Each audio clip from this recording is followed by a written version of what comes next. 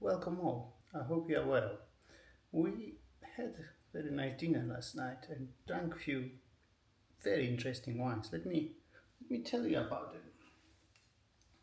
And well, that's thanks to generosity of LJK Wine Chairman Mr. Mark Abrahams, who's extremely generous. So we had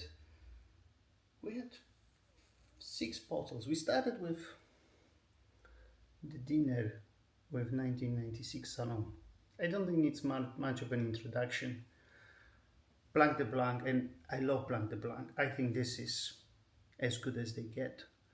But Richard Juclin commented on 96 that it has the same level of acidity as 1929, which is kind of hard to comprehend. I believe Richard.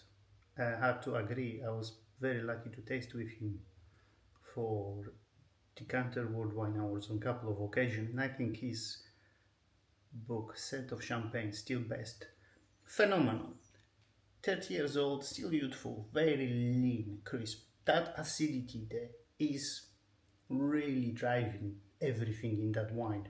Flow, depth, intensity, beautiful sort of salty mineral residue with this sort of crushed seashells. Start to get that sort of toasted brioche characteristics which a great Blanc de Blanc do. World class, phenomenal.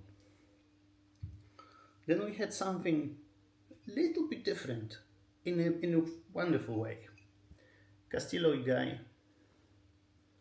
and that is the famous Grand Reserva Especial 1986. 93% Jura, 3% Macabeo. Robert Parker believed when he tasted this is a 100-point wine. I concur. I agree with that. I think everything here is in sync. Come across much actually younger than you think, judging by the sort of label. You could see on some of my posts the color. I mean, fully mature amber color, lovely flavors, a lot of that sort of walnut, dry tangerine, citrus, beautiful texture, and you still have that at the back palate, this sort of salty, mineral, refreshing flavors. Fantastic. That was very nice wine to follow. Then we drank Jachet, 2021 Domaine Bois Frère. My German liked it. I brought that bottle. My German liked it a lot. 20% new oak, this 10. Very bright, youthful, extremely well put together. A beautiful sort of village Liodi wine. Very well put together and clean, crisp, refreshing flavors. For 21, I think this has considerable length over the weight. I mean, 2021 are linear vintages, and I think that really works with what they do. This is all this stainless steel vinification. Extremely well put together wine. Worth checking out if you haven't.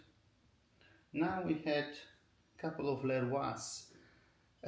What's interesting in those two is that the big bottle versus small bottle. So it was 1998 Nuit Saint-Georges, Au Boudon, and then we had Clos Vougeot Vintage 2000. Now, this was very special, and because this is the first bottle we of Leroy we drank. We drank this the first bottle of Leroy Mark shared with me back in 2018, I believe it was. Yeah, grade 18, beautifully maturing rather. Red currant, raspberry, you've got that Leroy volume and richness.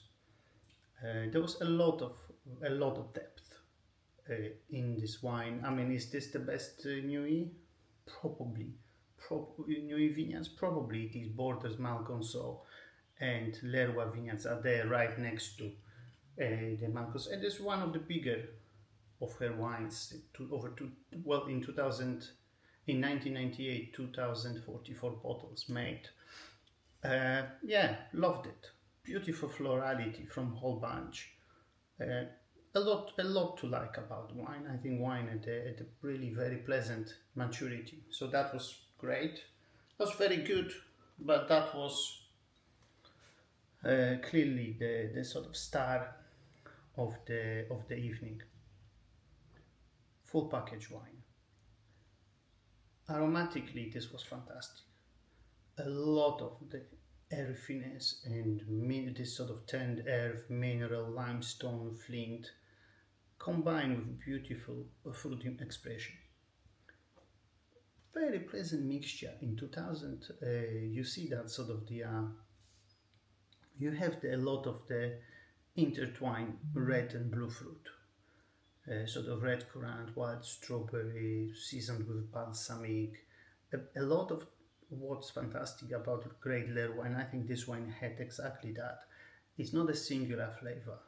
It's a lot to do with actually infusion of flavors. So you have a lot of those there, sort of bit of that sandalwood, mineral earthiness, beautiful fruit impression, and as inviting and seductive the aromatics were, the flavor was as good if not better. Lean, energetic, long, beautiful depth of flavor, phenomenal.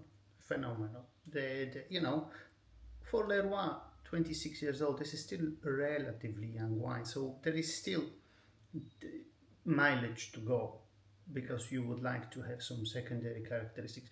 There might some of it be there, but more like a sort of dry, sort of forest floor, etc. There is a very tiny pinch of that aroma combined with the sort of florality from whole bunch. Beautifully handcrafted wine with a lot of length and depth of flavor. Phenomenal. Truly special. And I think nice segue Nuit to have Nuit first and then Clos Vougeot. That was just world class. We finished with something that I don't drink that often, and I was very lucky to have a couple of glasses. Quinta do Noval Port. This is 1983 vintage.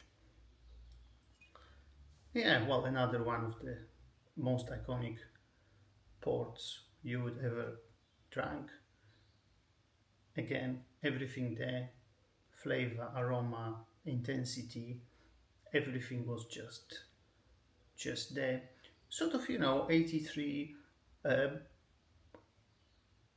lot of that prune and dry, thick characteristics which port a lot of the time do. Now, one thing what, again, going on my experience from so many days, I'm not really drinking that much port. What I always find in Quinta do Noval is more of a fresher and more of a livelier flavor comparing to something like Taylor's or Graham's, etc. So yeah, that's what we had to finish. Well, the reminder, have some port. They truly are great drinks, and they're really worth sharing. And when you have someone from 83, they would born in 1983, that they would really love that. So yeah, well, that's the lineup. Fantastic, yeah. I mean, clearly Clos Vougeot was a star, although I have to say they all really lived up to all expectation. We had it over very long dinner between 5 of us, so it was optimal experience. So that's that. Well, let me know your thoughts on those wines. What you think, if you had the chance to try them, and what's your impression of them. If you got to the end, I would imagine you got some value out of it. Give us a like and a follow. That will help us grow our channel. I wish you all the best, and we will speak soon.